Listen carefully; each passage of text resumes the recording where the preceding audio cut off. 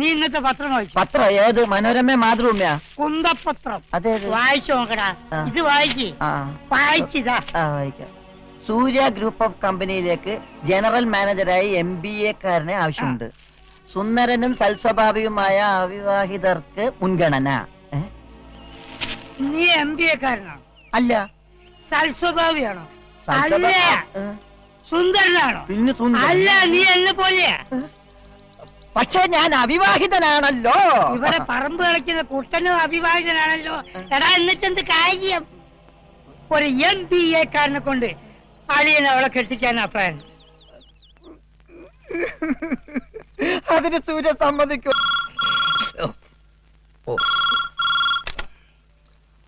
Hello hello, Mathai സാറല്ലേ? അതെ, ഞാൻ മാമച്ചൻ. ഏത് മാമച്ചൻ? സാറന്നെ അത്ര വേഗം മറന്നോ? ഒരു കാഴ്ചയുണ്ടേ, ഫ്രഷാ. എടോ, ഞാനതൊക്കെ നിർത്തി. ഈ പുലിവാലൊന്നും പിടിക്കാൻ ഞാനില്ലേ. ഒരു ഐസ്ക്രീം കഴിക്കാൻ പോയതിനാ എന്റെ 2 സഹപ്രവർത്തകർ അകത്തായത്. ഈ കേസ് കെട്ട് നമുക്ക് വേണ്ടേ?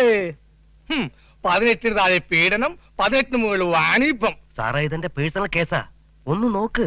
പറ്റിയില്ലെങ്കിൽ വിട്ടേക്ക്.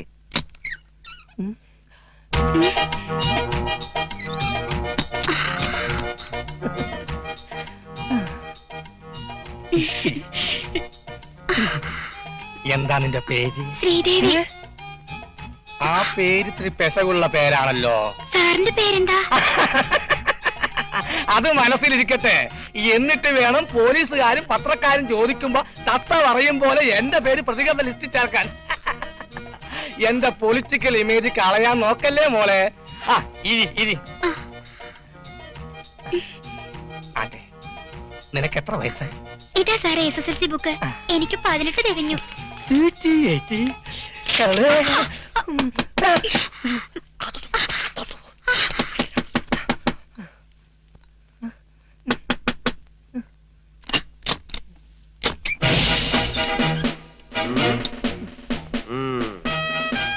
മുൻമന്ത്രി എഴുവിന്റെ മത്തായി സാറല്ലേ?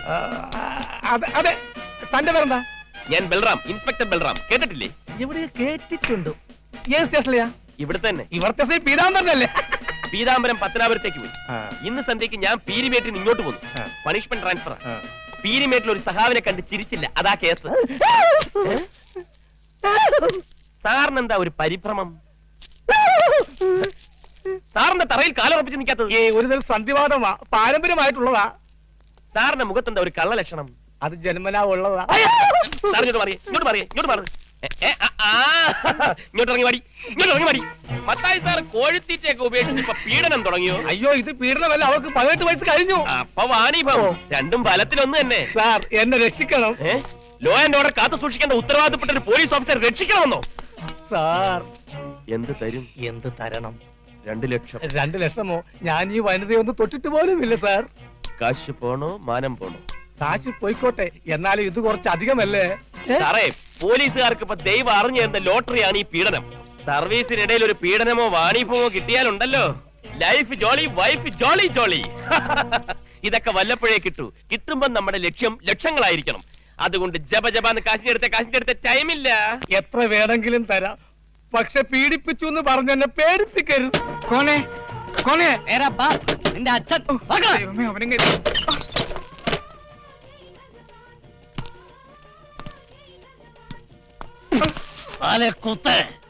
ബീഹാർ ജയിലിൽ നിന്ന് ഞാൻ ഇറങ്ങില്ലെന്ന് കരുതിയോടാ. ആണോ വെളിയിലാ ബോർഡ് കെട്ടി തൂക്കിയത്? സർദാർജി നിന്നോട് വീട് ഒഴിഞ്ഞു കൊടുക്കാൻ പറഞ്ഞോ? പിന്നെ നീ എന്തെങ്കിലും മണ്ടത്തരം ഒപ്പിച്ചോടാ പട്ടി. ഹരിചന്ദ്ര, എനിക്കൊരു അബദ്ധം പറ്റിയതാ. എന്തബദ്ധം? ഇടയ്ക്കിടയ്ക്ക് ഞാനിങ്ങനെ ഓരോ വേഷം മാറി നടക്കണ കണ്ടപ്പോ സർദാർജി എന്നോട് ചോദിച്ചു, നിനക്ക് എന്താ ജോലിയെന്ന്. നീ എന്ത് പറഞ്ഞു? ഞാനൊരു ഫിലിം സ്റ്റാർ ആണെന്ന് പറഞ്ഞു. Film star?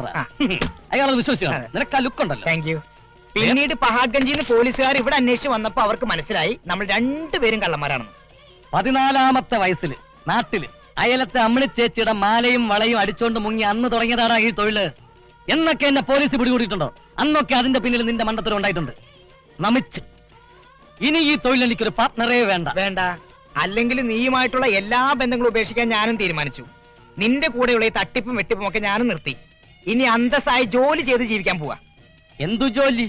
കേരളത്തിലെ ഒരു വലിയ കമ്പനിയിൽ ജനറൽ മാനേജറായി ചാർജ് എടുത്ത് അവിടുത്തെ ഒരു സുന്ദരിയായ പെണ്ണിനെ കല്യാണം കഴിച്ച് സുഖമായിട്ട് ജീവിക്കാൻ പോവാണ്. എന്താ നീ മനസ്സിലായില്ല? മനസ്സിലാക്കി തരാ, ഈ പത്രം ഒന്ന് കാണ്. ദാ, നോക്കൂ. സൂര്യ ഗ്രൂപ്പ് ഓഫ് ഇൻഡസ്ട്രീസിലേക്ക് ഒരു ജനറൽ മാനേജറെ ആവശ്യമുണ്ടെന്ന്. ഈ സ്ഥാപനത്തിന്റെ MD ശങ്കർജിയെ ഇന്നലെ ഞാൻ ഡൽഹി എയർപോർട്ടിൽ വെച്ച് പരിചയപ്പെട്ടു. അയാളുടെ കണ്ണിൽ ഇപ്പൊ ഞാനൊരു കോടീശ്വരനായ തന്തയാണ്. അതിനാണ് ഈ വേഷമിട്ടത്. ജനറൽ മാനേജറായിട്ട് പോസ്റ്റ് ചെയ്യാൻ കല്യാണം കഴിക്കാത്ത സുമുഖനായ ഒരു നായരെയോ മേനോനെയാണ് പുള്ളിക്ക് നോട്ടം. അതും MBA-കാരൻ. ശങ്കർജിക്ക് ഒറ്റ മോളാ സൂര്യ. ആ MBA-കാരനെ കൊണ്ട് അവളെ കെട്ടിക്കാനാണ് അയാളുടെ പരിപാടി. ഇപ്പൊ ഞാൻ വീണ്ടും അയാളെ ഹോട്ടലിൽ വെച്ച് കണ്ടിട്ട് വരികയാണ്. മാരേജും ഫിക്സ് ചെയ്തു. ആർക്ക്? എന്റെ മോന്. നിന്റെ മോനോ? അതെ. ഇപ്പൊ ഞാൻ എന്റെ മകന്റെ അച്ഛനായി ചെന്ന് ശങ്കർജിയെ പരിചയപ്പെട്ടു. ഇനി മകനായി ചെന്ന് അയാളുടെ മോളെ ഞാൻ കിട്ടും. 23-കാരനും 63-കാരനുമായി ഒരു ഡബിൾ റോൾ. ഡബിൾ റോൾ അല്ലേ? അച്ഛനെയും മകനെയും ഒന്നിച്ച് കണ്ടോന്ന് അയാൾ ആവശ്യപ്പെട്ടാലോ? അത് അയാൾ ചോദിച്ചില്ലെങ്കിലോ? ഞാൻ ചോദിപ്പിച്ചാലോ? എടാ പപ്പ, ആദ്യം നീ നിന്റെ പരിമിതികൾ മനസ്സിലാക്ക്. ഇത്തരം കാര്യങ്ങൾ നടപ്പിലാക്കാൻ കുറച്ച് ബുദ്ധി വേണം. നിനക്കതില്ല, എനിക്കതുണ്ട്. അതുകൊണ്ട് ഞാൻ മകനാകാം. പപ്പ, നീ എന്റെ പപ്പ. അത് ശരിയാവില്ല. അത് ശരിയാവണം. അച്ഛനായി കഴിഞ്ഞ പിന്നെ എനിക്ക് പെണ്ണിനെ കെട്ടിപ്പിടിക്കാൻ പറ്റില്ല. കെട്ടിപ്പിടിക്കുന്ന കാര്യങ്ങളൊക്കെ ഞാൻ ഏറ്റു. നിനക്ക് പെണ്ണ് വേണോ അതോ സ്വത്ത് വേണോ? ഡാ, എന്റെ ബുദ്ധിയും നിന്റെ അഭിനയവും കൂടി ആവുമ്പോ സംഗതി ഗ്രാൻഡ് ആവും. പക്ഷേ നമുക്കൊരു MBA സർട്ടിഫിക്കറ്റ് വേണ്ടി വരും.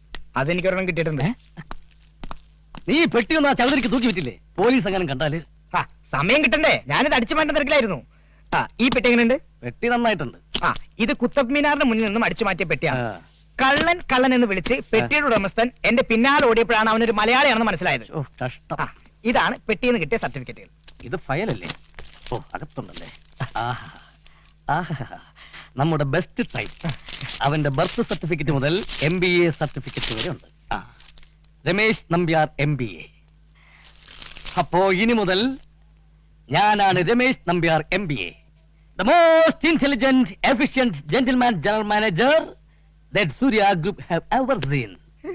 Original രമേശ് നമ്പ്യാരേ, നിന്റെ ജീവിതം ഇതോടെ നായ നക്കി. പെട്ടെന്ന് എന്തെങ്കിലും ഒരു ജോലി തന്ന് എന്നെ രക്ഷപ്പെടുത്തണം. ഇല്ലെങ്കിൽ മെന്റൽ ഹോസ്പിറ്റലിൽ നിന്ന് ആള് വന്ന് എന്നെ പൊക്കും. താൻ ഭ്രാന്താശുപത്രിയിൽ നിന്ന് ചാടിയതാണോ? അതെങ്ങനെ മനസ്സിലായി? എടാ, അത് കണ്ടാൽ അറിയില്ലേ? അയ്യോ, ഞാൻ ഭ്രാന്തനല്ല. ഇങ്ങനെ ജോലിയില്ലാതെ അലഞ്ഞു കിടന്നാ ഞാൻ മുഴുവൻ ഭ്രാന്തനായി പോകും. ആട്ടെ, നിനക്ക് എന്ത് പണിയാണ്? എന്ത് പണി വേണേലും ചെയ്യാം. പാവം, വീട്ടിലൊരു വാച്ച്മാനെ നിർത്തണമെന്ന് അമ്മാവൻ പറഞ്ഞിട്ടുണ്ടായിരുന്നു. അത് വന്നാലും മതി, ഞാൻ കാല് പിടിക്കാം സാർ. നമുക്ക് നല്ല ഒറിജിനൽ കൂർക്ക കിട്ടും. ഇവന്റെ ഭാവം രൂപം മുഖമൊന്നും ഒരു കൂർക്കയ്ക്ക് ചേർന്നല്ല. എന്റെ മുഖം കൂർക്കയ്ക്ക് പറ്റിയതാണ് സാർ. സർട്ടിഫിക്കറ്റുകൾ കിട്ടുന്നവരെ എനിക്ക് ജീവിക്കണം. അതിനൊറ്റ മാർഗമേ ഉള്ളൂ. സാബ് സാബ്,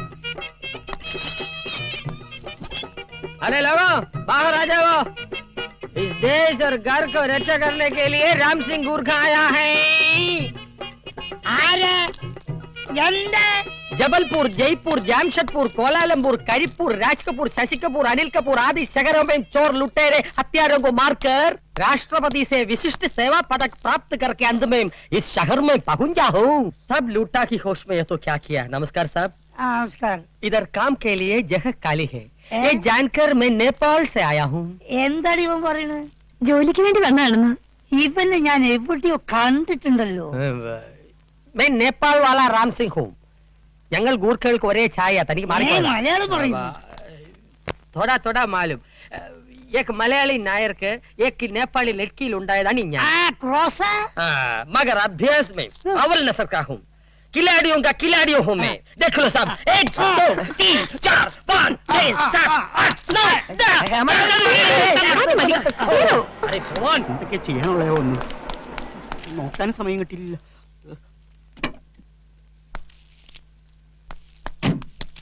मैं राम सिंह गुरखा हूँ. മേനൻ സാർ, കണ്ടിട്ട് നല്ല പരിചയം തോന്നുന്നു. चोरों को एक ही नजर में मुझे जानता हूँ. എന്താ ഈ പറഞ്ഞേ? കള്ളന്മാരെ ഒറ്റ നോട്ടത്തിൽ തന്നെ തിരിച്ചറിയുന്നു. चोर എന്താ? താൻ കള്ളനാണെന്നാ ഇയാള് വീണ്ടും പറയുന്നത്. ഓർമ്മക്കുറവുകൊണ്ട് കുറെ രൂപയുടെ കണക്ക് എഴുതാൻ മറന്നു വെച്ച് ഞാൻ ഒന്നും കണ്ടിട്ടില്ല. കണ്ടിട്ട് മിടുക്കനാണ് തോന്നുന്നു. അപ്പോയിന്റ് ചെയ്തേക്കൂ. ശുക്രേ.